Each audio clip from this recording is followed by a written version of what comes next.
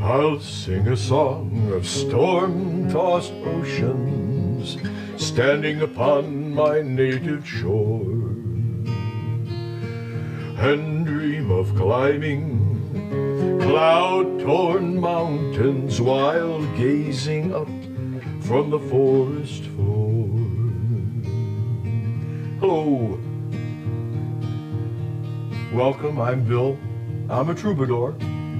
Been a troubadour all my life. Mostly what I do is mess around with old songs and stories, trying to connect with ancestral spirits. So here's to the dreams that have long gone by, those that will never be. I call to the spirits who laugh in the night, in hopes that they'll join with me.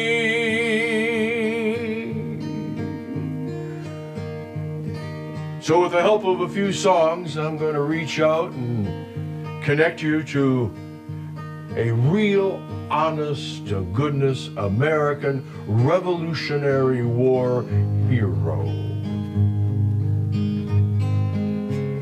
But for a lot of folks who remember him, and there really aren't that many, he's a troubling spirit, a troubling ghost. Whenever I would bring his name up to an old friend and former U.S. Senator, he would thunder, "Thom Paine is a pain in the ass." God keep America free from tyrannic sway, till time shall cease. Hushed be the din of arms, and all proud wars alarmed. Follow in all her charms, heaven born peace.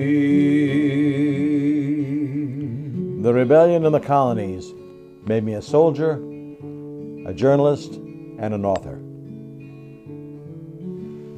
My motive and object in all my political works have been to rescue man from tyranny and the false principles of government, and enable him to be free and establish a government for himself.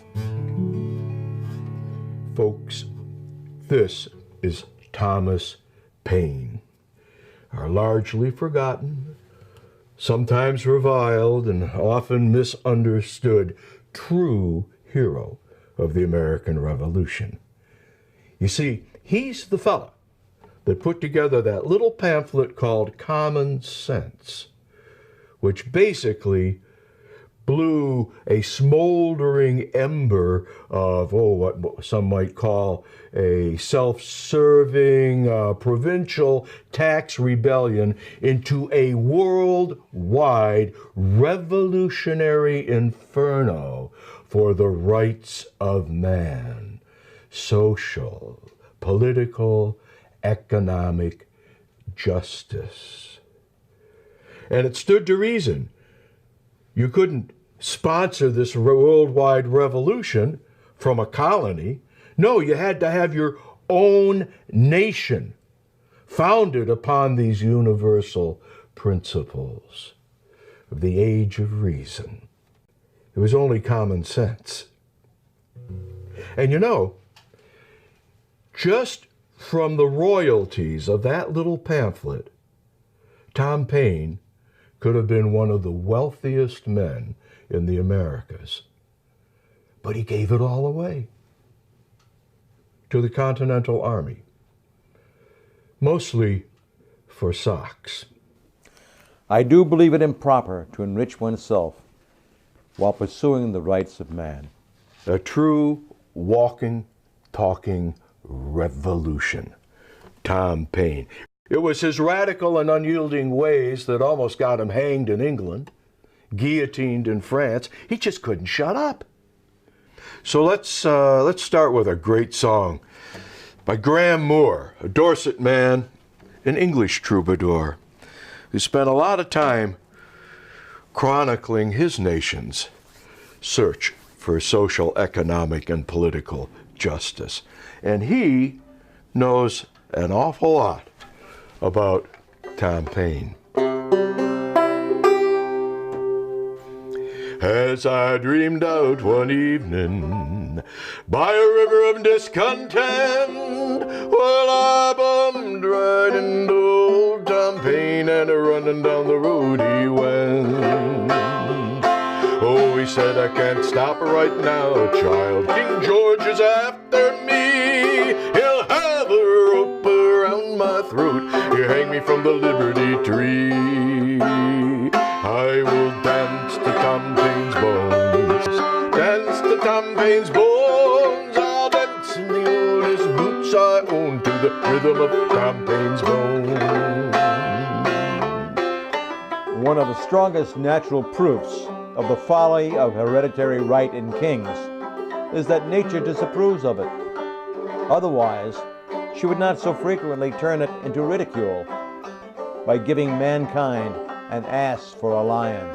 Oh, I dance to Thom Paine's bones. Dance to Thom Paine's bones. I'll dance in the oldest boots I own to the rhythm of Thom Paine's bones. I happened to come to America a few months before the breaking out of hostilities. I had no thoughts of independence or of arms.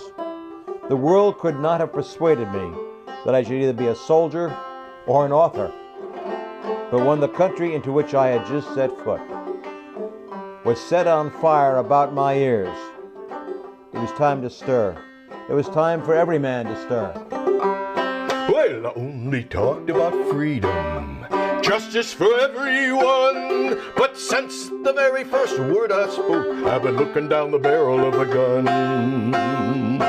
They say I preached revolution.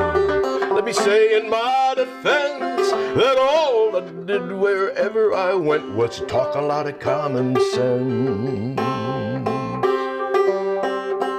Men who look upon themselves born to reign and others to obey soon grow insolent. Selected from the rest of mankind, their minds are early poisoned by their own self-importance. And the world they act in differs so materially from the world at large that they have little opportunity of knowing its true interest. And when they succeed to government, they are frequently the most ignorant and unfit throughout the dominions. But I would dance to Thom Paine's bones. I'll dance to Thom Paine's bones. I'll dance in the oldest boots I own to the rhythm of Thom Paine's bones. And when we're planning for posterity, we ought to remember that virtue is not hereditary. Now old Thom Paine, he ran so fast, he left me standing still. Oh, there I was, a piece of paper in my hand, standing at the top of the hill.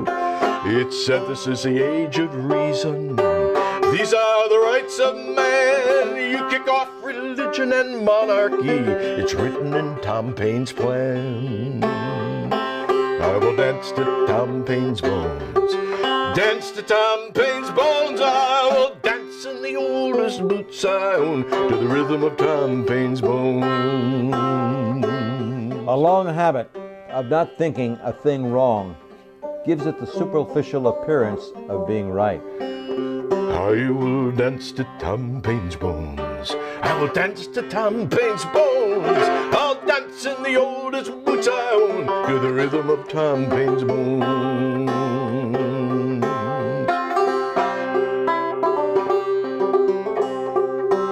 So after our revolution here, Paine goes back to England to champion the rights of man during the early days of the Industrial Revolution. And when he's in England, he gets into a lot of trouble because he suggests that divine right of kings and aristocracy is not necessarily divine. In fact, maybe hogwash. So the fancy folk tried to hang him for libel.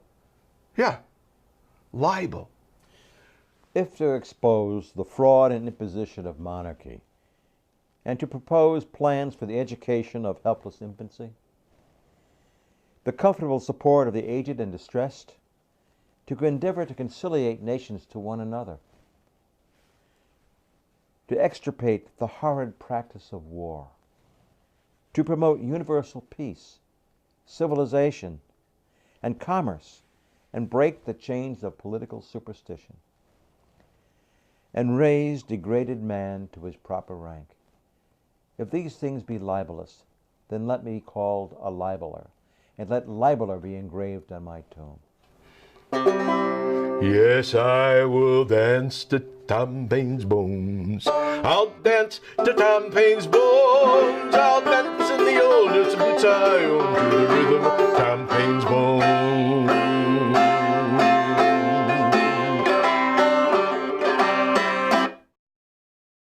So it was said in your time that without the pen of Paine, the sword of Washington would have been wielded in vain. And that was said by one of your fellow compatriots. I think it was Joe Barlow. It's attributed actually to John Adams, but it was Joe Barlow. John Adams was a man who was a little bit uncomfortable with the works of your pen. Your pen did a lot of creating, including a couple songs. So you should recognize this one. You wrote it. It was shaping up to be a terrible winter. 1776. The Continental armies cornered, supplies run out, then starving, freezing, dying, deserting. In this time of crisis, the general, Washington, comes to Paine, hoping that he can come up with some kind of words, some kind of phrases to inspire the men to just keep going. So once again, Paine puts his pen to paper, this time using a drumhead for a desk, and lit by campfire light. He creates those familiar inspirational phrases that help keep this revolution of ours going. And once again, you see, it worked. These are the times that try men's souls. The summer soldier and sunshine patriot in times of crisis will shirk from his duty. But he that stands it now deserves the love and thanks of every man and woman. In a chariot of fire from the regions of day, the goddess of liberty came. 10,000 celestials directed the way, thither conducted the dame. This fair budding branch from the regions above, where millions with millions agree. She brought in her hand as a pledge of her love a plant she called Liberty Tree. Tyranny like hell is not easily conquered. But hear, O ye swains, 'tis a tale most profane, how all the tyrannical powers, King Commons and Lords, are uniting amain to cut down this guardian of ours. From the east to the west blow the trumpet to arms, through the land let the sound of it flee. Let the far and the near all unite with a cheer in defense of our liberty tree. If there must be trouble, let it be in my day, that my child may have peace. In defense of the liberty tree.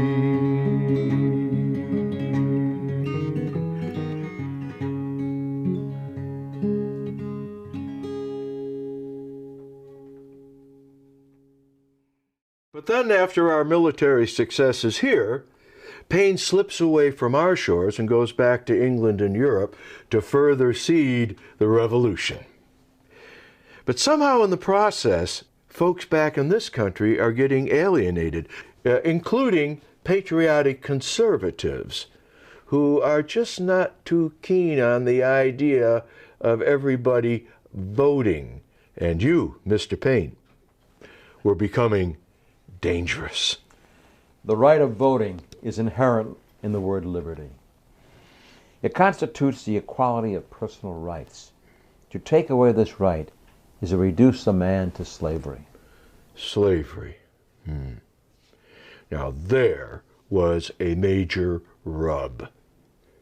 More than half of the signers of the Declaration of Independence and more than half of the fellows that put together our Constitution were slave owners or deeply involved in the business of chattel slavery. Do decent Americans complain so loudly of attempts to enslave them, while they hold so many hundreds of thousands in slavery, and annually enslave many hundreds of thousands more, without any pretense of authority or claim upon them? Yes, slavery. Oh, freedom. Oh, freedom. Oh, freedom over me.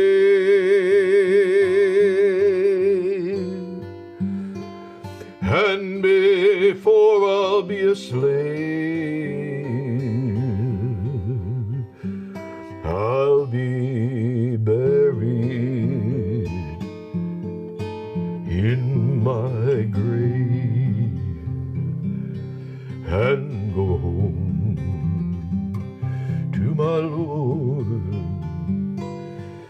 and be free.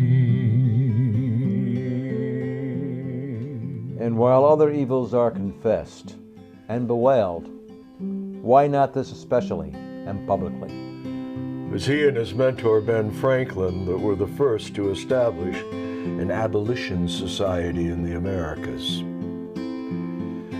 Now, you were pretty contrary to the idea of a whole national economic system being based on chattel slavery. In fact, it's one of the first things you wrote about when you came to these shores. That some desperate wretches should be willing to steal and enslave men by violence and murder for gain is rather lamentable rather than strange. But that many civilized, nay, Christianized people should approve and be concerned in this savage practice is surprising. Christianized people. That was another rub. Religion. Paine, you see, was somewhat edgy when it came to Christian catechisms. Maybe that's why Teddy Roosevelt called you a filthy little atheist. The world is my church, and to do good is my religion. I believe in one God, and no more. And I hope for happiness beyond this life. I believe in the equality of man. I believe in the religious duties consist in doing justice and loving mercy, and endeavoring to make our fellow creatures happy. All national institutions of churches appear to me to be human inventions set up to terrify and enslave mankind and monopolize power and profit. With your mind filled with the likes of Locke and Rousseau and Adam and Kant, Voltaire, the Age of Enlightenment, you really believed that we as humankind could do better. And you were so persuasive in your arguments and your use of reason that you, well, they didn't like to admit it, but some of your greatest detractors, let's see, William Pitt, Edmund Burke, if they were approached privately, would admit that they had to agree with you. But not so much John Adams. Oh, no, no, no. He did not share your faith in common man. In fact, he later said of you, and I need to read this. Quote, "For such a mongrel between pig and puppy, begotten by a wild boar on a bitch wolf," John Adams, "never before in any age of the world was suffered by the plotoonery of mankind to run through such a career of mischief." You were just too damn democratical. That was his word. He really wasn't very nice about it. In fact, later on, he referred to common sense as a poor, ignorant, malicious, short-sighted, crapulous mass. Crapulous mass. Crapulous mass. So what else do you say that would fry Adam's toes? When the rich plunder the poor of his rights, it becomes an example of the poor to plunder the rich of his property. For the rights of the one are as property to him as wealth is property to the other. It will always be found that when the rich protect the rights of the poor will protect the property of the rich. Here's a song I think that you're going to like.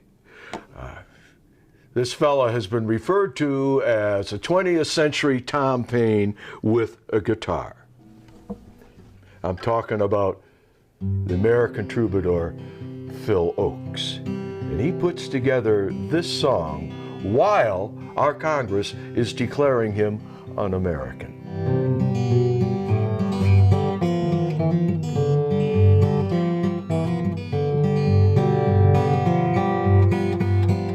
Come on and take a walk with me through this green and growing land. Walk through the meadows and the mountains and the sand. Walk through the valleys, the rivers and the plains. Walk through the sun, walk through the rain. Here is a land full of power and glory, beauty that words cannot recall. Oh, her power shall rest in the strength of her freedom. Her glory shall rest on us all. From Colorado, Kansas, and the Carolinas to Virginia and Alaska, the old and the new, Texas and Ohio, the California shore. Tell me who could ask for more? For here is a land full of power and glory, beauty that words cannot recall. Oh, her power shall rest in the strength of her freedom. Her glory shall rest on us all. Yet she's only as rich as the poorest of the poor, only as free as a padlocked prison door, only as strong as our love for this land, only as tall as we stand. Here is a land full of power and glory, beauty that words cannot recall. For her power shall rest in the strength of her freedom. Her glory shall rest on us all, on us all.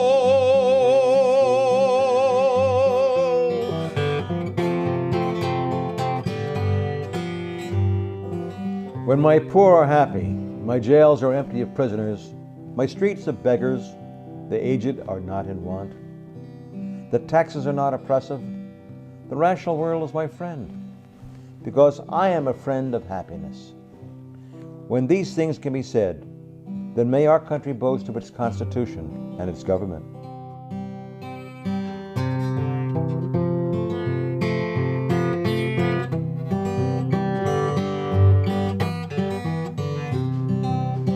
This land is your land, this land is my land, from California to the New York Island, from the redwood forest to to the Gulf Stream waters. This land was made for you and me. As I went walking, I saw a sign there, and the sign it said, no trespassing. But on the other side, it didn't say nothing. That's the land that's made for you and me. Personal property is the effect of society. It is impossible for an individual to acquire personal property without the aid of society, as it is for him to make land originally. Separate an individual from society. Give him an island. Give him a continent. And he cannot acquire personal property. He cannot be rich. Personal property beyond what his own hands can produce is derived by living in society. And he owes every principle of justice, of gratitude, of civilization, a part of the accumulation, back again to society from whence the whole came. As I went walking that ribbon of highway, I saw above me that endless skyway, and far below me that golden valley. This land is made for you and me. I am a friend to riches, because they are capable of good. I care not how affluent some may be, as long as none be made miserable in the consequence of it. By the shadow of the steeple, I seen my people. By the relief office, I seen my people, and some were hungry, and some were wondering, is this the land that's made for you and me? This land is your land, this land is my land. From California to the New York Island, from the Redwood Forest to the Gulf Stream waters, this land is made for you and me. The present state of civilization is as odious as it is unjust. It is operated to make one part of society more affluent and the other more wretched. It's absolutely the opposite of what it should be. And it is necessary that a revolution be made in it.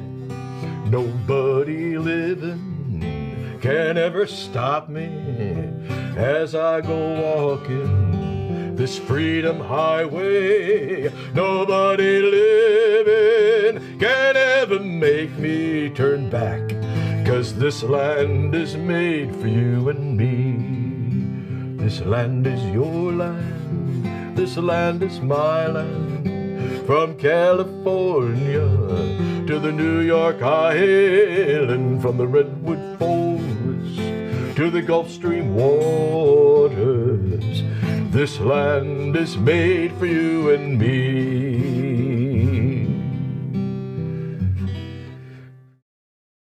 Okay, so now here's another little beauty.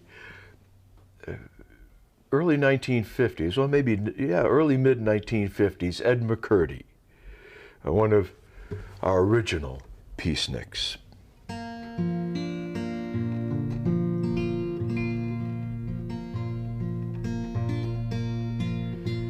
Last night I had the strangest dream I never dreamed before.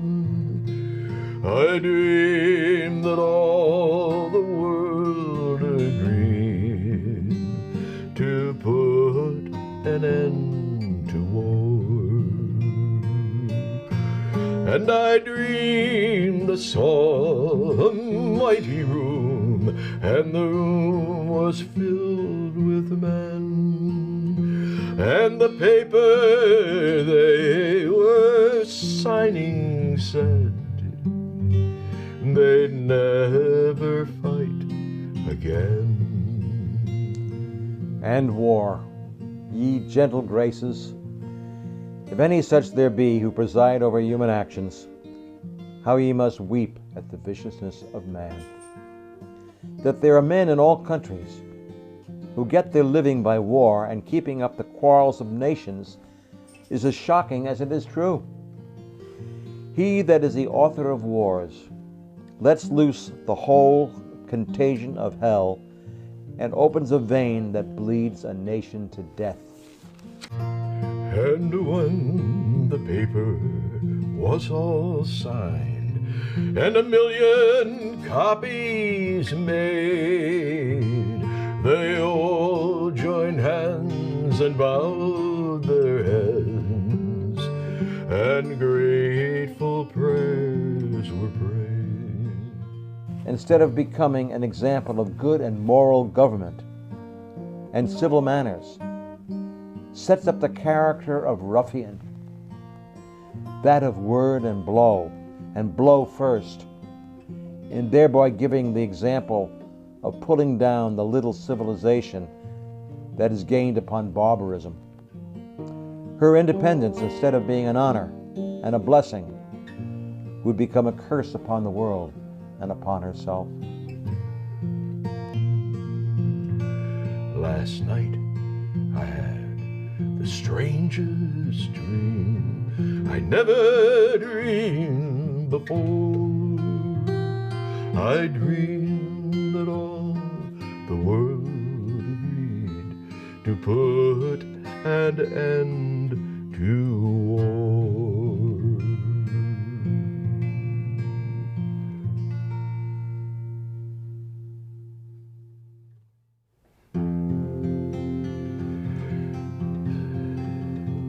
So in another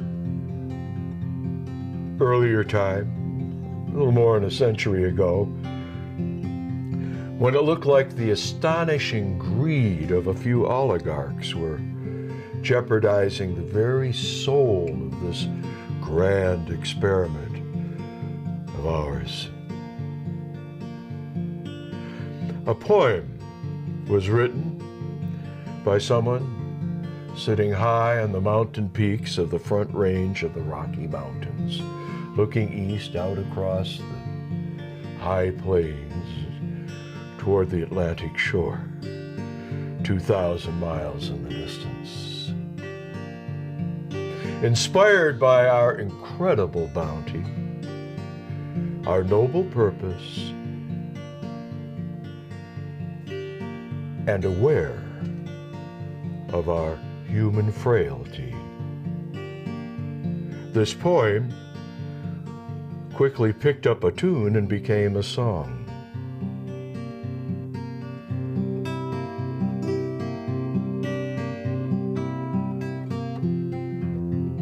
A gentle protest song, a cautionary love song.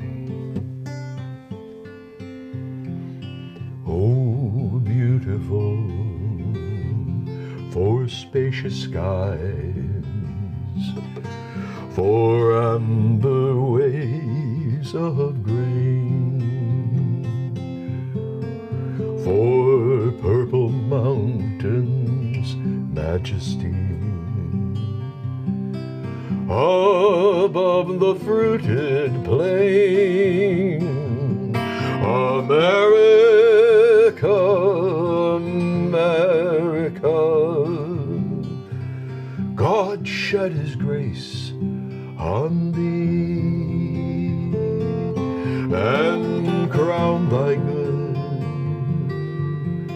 with brotherhood. From sea to shining sea.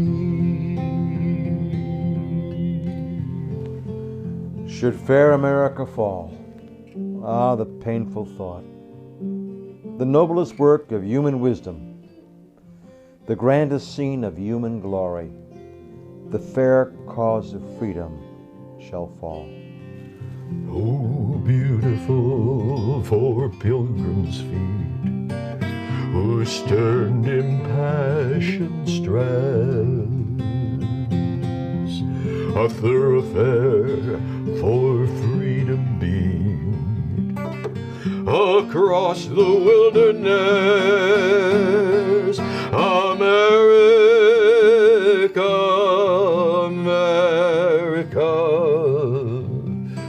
God mend thine every flaw, confirm thy soul in self-control,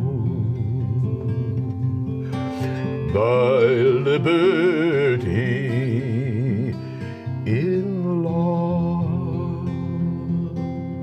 We see with other eyes, we hear with other ears, and think other thoughts.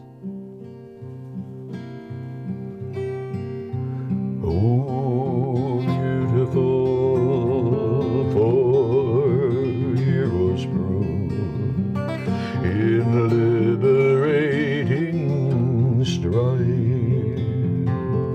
Oh, more than self their country loved, and mercy more than life.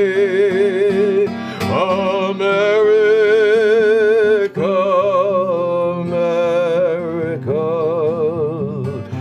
may God thy gold refine, till all success be nobleness, and every gain divine. The true greatness of a nation is founded on the principles of humanity. Oh, beautiful for patriots' dream that sees beyond the years. Thine alabaster cities gleam, undimmed by human tears. America, America, God shed his grace on thee, and crown thy good with brotherhood. From sea to shining sea. The sun never shines on a cause of greater worth. And crown thy good with brotherhood. From sea to shining sea.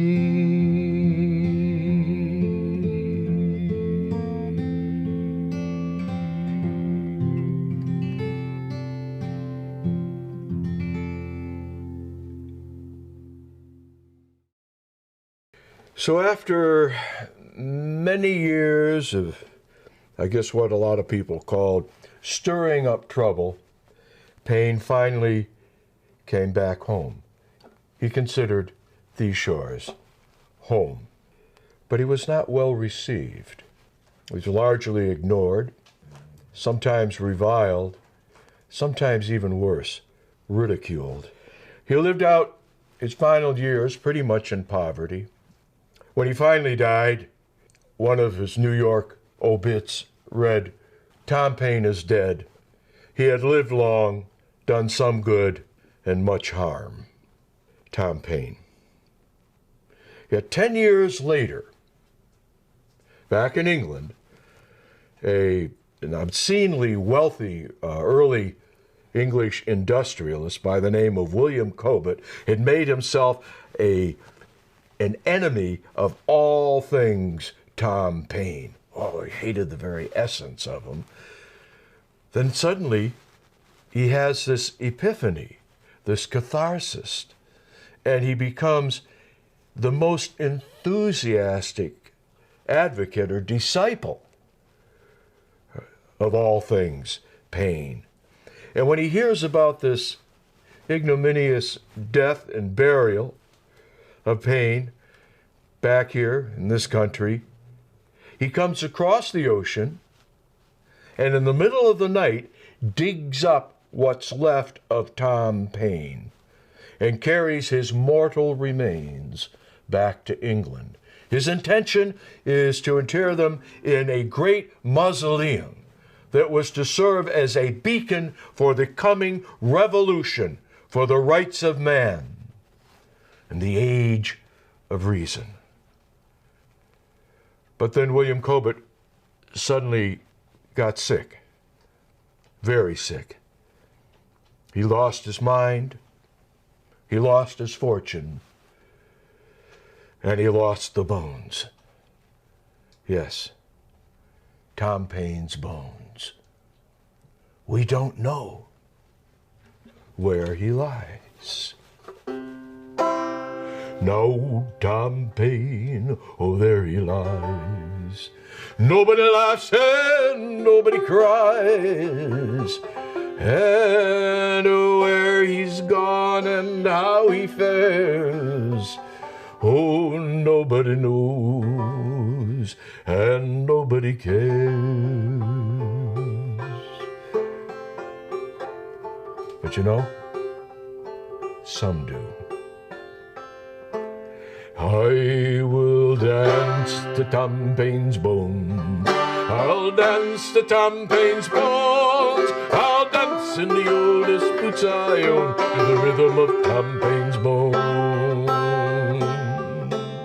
We have it in our power to begin the world all over again. I will dance to Thom Paine's bones. I'll dance to Thom Paine's bones. Oh, I'll dance in the oldest boots I own to the rhythm of Thom Paine's bones.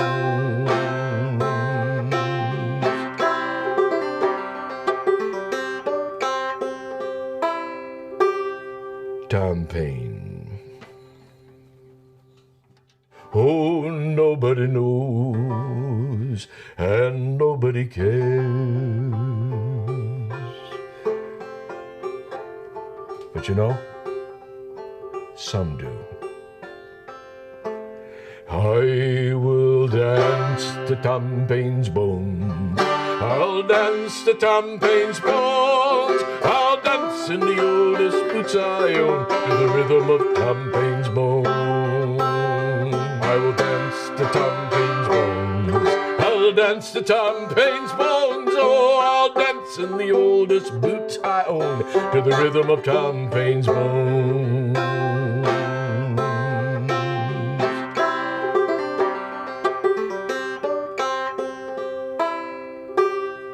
Thom Paine.